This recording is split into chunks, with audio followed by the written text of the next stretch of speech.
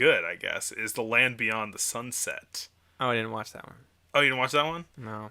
So this was made with um in collaboration with the Fresh Air Fund, which is a charity that takes like underprivileged kids in New York City and lets them kind of go out and see nature and go live with like host families for the summer in the countryside, and they have like a summer camp and everything. And 100 years after this film came out, I worked for the Fresh Air Fund. Whoa. Um, their camp is pretty close to my house, and I was like a lifeguard slash counselor there in 2012, which is 100 years after this came out. Oh my god.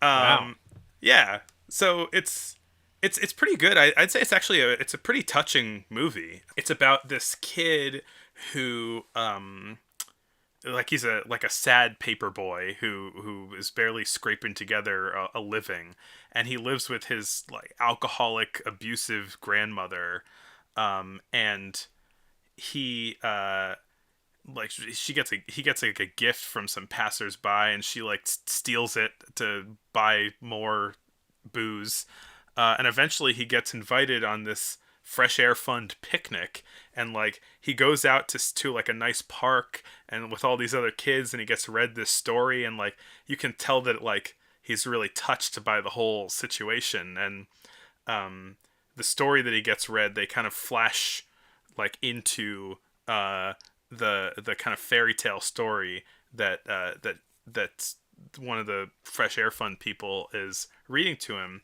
and it's about like a kid escaping from a wicked old witch, and all of these fairies save him. Then they put him on a boat, and it said he needed no oars because his fairy friends were guiding the boat out to sea along the path of shining light to the land beyond the sunset, where he lived happily ever after. So like, they all get on this, like all him and all these fairies, like they get on a boat and they just sail away and it's super happy.